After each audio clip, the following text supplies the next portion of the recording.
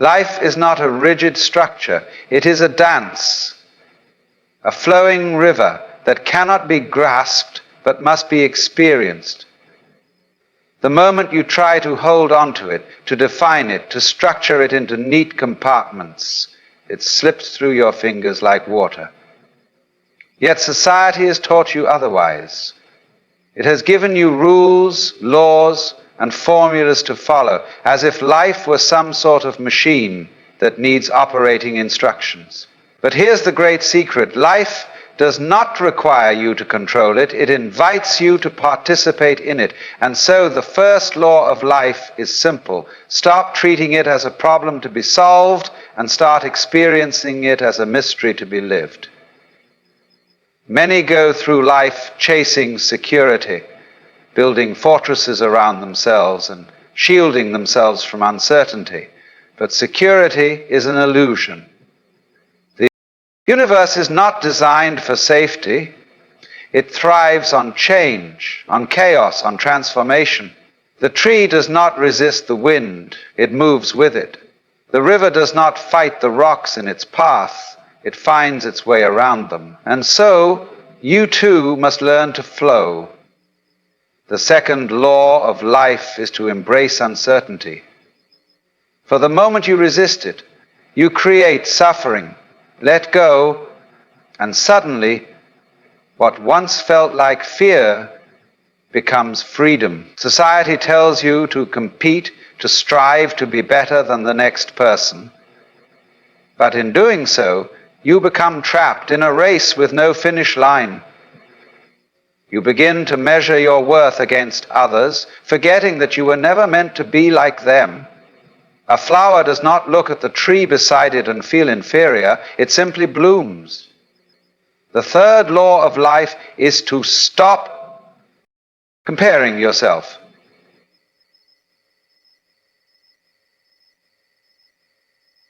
Around you comparing yourself, you are not here to be anyone else. You are here to be fully, completely, and unapologetically you. Compared near your feet, they say you are not you. Then I'll be happy. But happiness is not something you arrive at. It is something you are being. Be you. The fourth law of life is this: happiness is now. If you cannot be happy in this moment, you will not be happy in any moment. Control is an illusion. You are not the master of life. You are a part of it. Consider the waves in the ocean. Do they try to control where they go, or do they simply rise and fall in perfect harmony with the sea? The fifth law of life is to surrender to the flow. The more you resist, the more life pushes back. But the moment you let go, you realize you are never separate from it to begin with. Attachment is suffering, yet we cling to everything. Relationships, possessions, identities, but nothing lasts. Everything changes. And in trying to hold on, we create pain. The sixth law of life is to understand impermanence. Love people, but do not possess them. Enjoy moments, but do not imprison them in memory. Life is a continuous unfolding, and to truly live is to embrace its fleeting nature. Most people live in a constant state of waiting for the perfect moment, the perfect opportunity, the perfect version of themselves. But life does not wait. It moves. And if you are always waiting, you will find that you have waited your life away. The seventh law of life is to act now. Do not wait to be ready, for you never will be. The only time to live is now. And so you see, the laws of life are not restrictions, but invitations. an invitation to let go, to trust, to dance with the universe rather than struggle against it. Do not make the mistake of trying to fix life, for life was never broken. Instead, step into it fully with open hands and an open heart, and watch how it transforms before your very eyes. Most people spend their lives caught in an illusion, the illusion of control. The belief that if they can just figure out the right steps, they can make life bend to their will. But life is not a machine. It is a living, breathing organism that moves with its own rhythm. You are not separate from this rhythm. You are part of it. The moment you try to force life into a rigid structure, it begins to push back. This is the 8th law of life. Stop trying to control the uncontrollable. Instead, learn to move with the current rather than against it. Fear is a strange thing. It does not exist in the present moment. It exists in the mind, in thoughts about what could go wrong, what might happen, what dangers lie ahead. But the future is nothing more than a mental projection. Right now, in this moment, you are here, breathing, alive. The 9th law of life is this: fear is an illusion. The more you dwell in it, the more real it seems. But the moment you return to the present, you see that there is nothing to fear except fear itself. You have been taught that happiness is something to chase, something to earn through achievement, success, or approval. But this is a great misunderstanding. Happiness is not found in external things. It is a state of being, a way of perceiving the world. A poor man laughing with his child is richer in spirit than a king trapped in worry. The 10th law of life is to realize that happiness is already within you. It does not come from the world. It comes from your relationship with the world. Shift your perception, and everything changes. Many people suffer because they resist change. They cling to what is familiar, even when it no longer serves them. But life is movement, it is transformation. The trees shed their leaves without complaint, the river does not resist its course, and the seasons shift effortlessly. And yet humans fight against the very nature of existence. The 11th law of life is to accept change rather than resist it. Everything is impermanent, and in embracing this truth you find freedom instead of suffering. We have been conditioned to think in terms of success and failure as if life were a competition where some win and others lose. But success and failure are just ideas, mental constructs. The bird does not ask if it is succeeding when it sings, it simply sings. The 12th law of life is to redefine success. True success is not about status, wealth, or recognition. It is about how deeply you experience life. It is about how much love you give, how freely you live, and how fully you embrace each moment. The world will always try to define you. It will give you labels, roles, and expectations to fulfill. But you are not a label. You are not a fixed identity.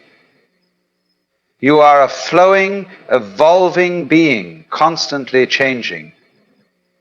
When you hold too tightly to an identity, you limit yourself. The 13th law of life is to let go of who you think you are. Be fluid, be open, and allow yourself to grow beyond the boundaries you once believed defined you. Many people walk through life half asleep, lost in routine, disconnected from the magic that surrounds them. But life is astonishing. It is a miracle that you exist at all. that the sun rises each morning, that your heart beats, without you having to command it. The 14th law of life is to wake up to the wonder of existence, see the beauty in the ordinary, the extraordinary in the mundane. When you become present to life, every moment is a revelation. The mind is a powerful tool, but it can also be a prison. Many people live trapped in their thoughts, lost in overthinking, unable to find peace. But thoughts are just thoughts. They are not reality. They are clouds passing through the sky of your consciousness. The 15th law of life is to master your mind rather than let it master you. Observe your thoughts without getting caught in them, and suddenly you will find a space of stillness, a place of clarity beyond the noise. Love is not possession, it is not control, yet people often mistake attachment for love, believing that to love someone means to hold on tightly. But love is freedom. The 16th law of life is to love without attachment. Let people be who they are without trying to change them. Love is not about filling a void. It is about sharing the fullness of who you already are. When you love from a place of wholeness rather than need, love becomes something divine. People spend their lives seeking approval, wanting to be liked, fearing rejection. But the truth is, no matter what you do, some will love you and some will not. The 17th law of life is to free yourself from the need for external validation. You do not need permission to be yourself. You do not need approval to live your life. The moment you stop seeking acceptance from others, you find a far greater acceptance from within. Life is not a straight path. It is a winding road full of twists, turns, and unexpected detours. But every step, every experience, every challenge is part of your journey. The 18th law of life is to trust the process. Even when things seem difficult, even when you do not understand why things are happening, trust that everything is unfolding as it should. You are exactly where you need to be. Let go, breathe, and allow life to move through you. Many people believe that life is a problem to be solved, a puzzle that must be figured out before they can find peace. But life is not a riddle. It is a dance. You are not here to analyze every step before you take it. You are here to move with the rhythm of existence. The 19th law of life is to stop overthinking and start experiencing. Life reveals itself to you when you stop trying to control it and instead surrender to its flow. The more you fight against the river, the more exhausted you become. But when you let go, you realize the river was always carrying you. We are conditioned to chase, to run after something. A better job, a better relationship, more success, more wealth. But what happens when you catch what you are chasing? What happens when you catch what you were chasing? The mind immediately finds a destination. It comes from the 20th law of life is to stop running and start being. Fulfillment does not come from reaching a destination. It comes from reaching, return, being fully present in the journey. The present moment is not a stepping stone to somewhere else. It is life itself. People attach themselves to their stories. I am this because of my past, they say. I cannot do this because of what happened to me. But what is the past? It is a memory, a shadow, an echo that exists only in the mind. The 21st law of life is to let go of your past. You are not bound by your history. You are not defined by what happened to you. The past is like a book you have already read. It has shaped you, but it does not have to dictate what comes next. Close the book and write a new story. Everything in existence is interconnected, from the smallest atom to the vastness of the cosmos, and yet people live as if they are separate, as if they are isolated individuals cut off from the whole. But the ocean does not exist without its waves, and you do not exist apart from life itself. The 22nd law of life is to recognize your oneness with everything. The trees, the rivers, the sky, the people around you, everything is part of the same great unfolding. When you see this, you stop feeling alone, for you were never separate to begin with. There is a kind of freedom that comes, not from acquiring more, but from needing less. People think they need many things to be happy: money, possessions, status. But these things often become burdens. The 23rd law of life is that simplicity leads to liberation. The less you cling to, the more freely you move. The less you depend on external things, the lighter your spirit becomes. True wealth is not about how much you have. It is about how little you need to be at peace. Suffering arises not from life itself, but from our resistance to it. Pain comes and goes, but suffering is the refusal to accept what is. Imagine holding onto a rope that is burning your hands. And the more you resist, the more it hurts. But the moment you let go, the pain disappears. The 24th law of life is to stop resisting reality. Accept what comes, embrace what is, and flow with what life offers you. Resistance only breeds suffering. Surrender brings peace. Most people live in a constant state of waiting. Waiting for the right moment, waiting for permission, waiting for life to begin. But life is happening now, in this moment. The 25th law of life is to stop waiting and start living. There will never be a perfect time. There will never be a guarantee. If you keep postponing your happiness, you will reach the end of your life and realize that you were always waiting but never truly living. People hold on to grudges as if they were treasures, believing that anger will somehow serve them. But anger is like holding a hot coal with the intention of throwing it at someone else. You are the one who gets burned. The 26th law of life is to forgive, not because the other person deserves it, but because you deserve peace. Forgiveness is not about forgetting. It is about freeing yourself from the weight of resentment. Let go, and you will feel lighter than you have in years. Many people are afraid to be alone.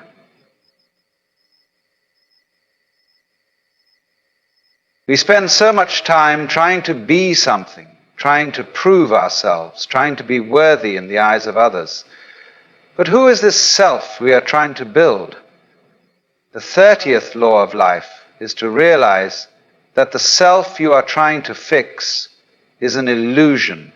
You are not a fixed entity that must be perfected. You are an unfolding process, ever changing, ever growing. The more you try to hold onto a rigid identity, the more you suffer. Let go of the need to define yourself, and you will discover the freedom of simply being. People live under the illusion of control, believing that if they just plan carefully enough, they can make life go exactly the way they want. But the universe does not work that way. The 31st law of life is to surrender to the uncertainty of existence. Life is not a straight road with clear signs. It is a vast ocean with changing tides.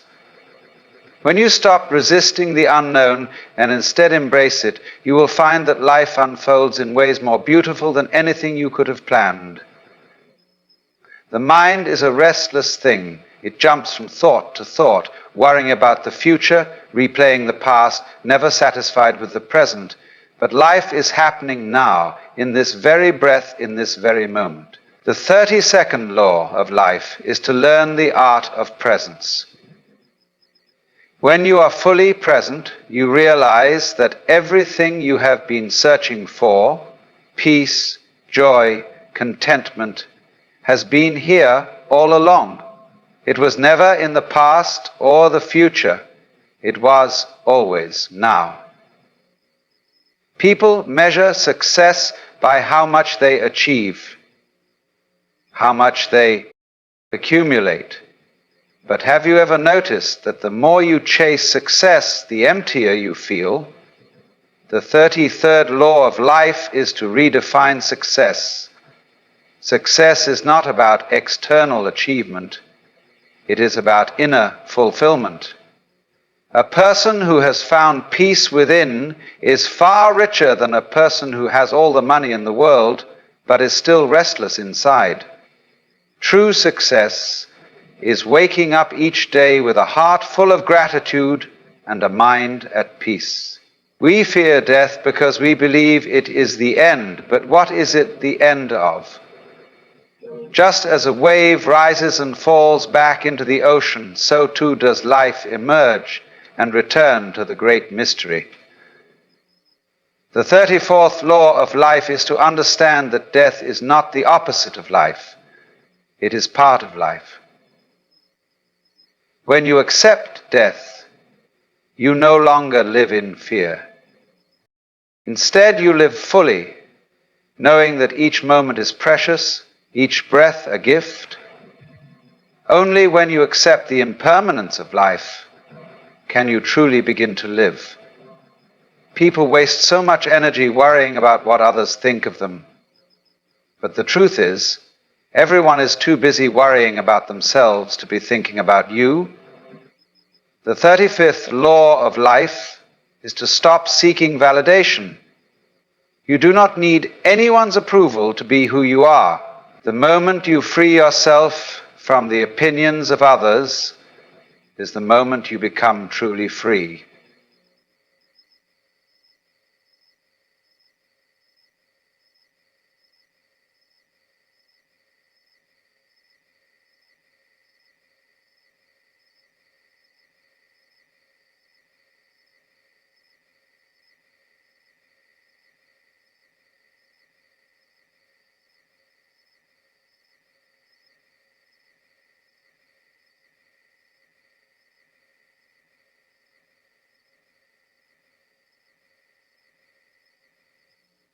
And some are unimpressed, but those 3, 6, law, the pain is like a storm. It comes in suffering, is optional. The 36th law. Suffering happens when we replay the pain, when we refuse to let it go. When you stop identifying with your pain, you realize that it is just an experience, not who you are. Let the storm pass, and the sky will be clear again. The world is filled with distractions, social media, entertainment, endless noise pulling you in every direction. But amidst the noise, there is silence, and in that silence, there is truth. The 37th law of life is to cultivate silence. In silence you hear the whispers of your soul. In silence you remember what truly matters. Do not be afraid of silence, for it is where the deepest wisdom resides. There is a great paradox in life. The more you chase happiness, the further away it seems. Happiness is not something to be pursued, it is something to be. Allowed. The 38th law of life is to stop chasing happiness and start allowing it.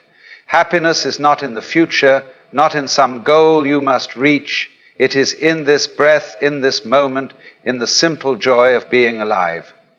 When you stop trying to be happy and simply allow yourself to be, happiness arises naturally. We are all connected, all part of the same great unfolding of existence. When you harm another, you harm yourself. When you help another, you help yourself. The 39th law of life is to live with compassion. Compassion is not just an emotion, it is a way of seeing the world.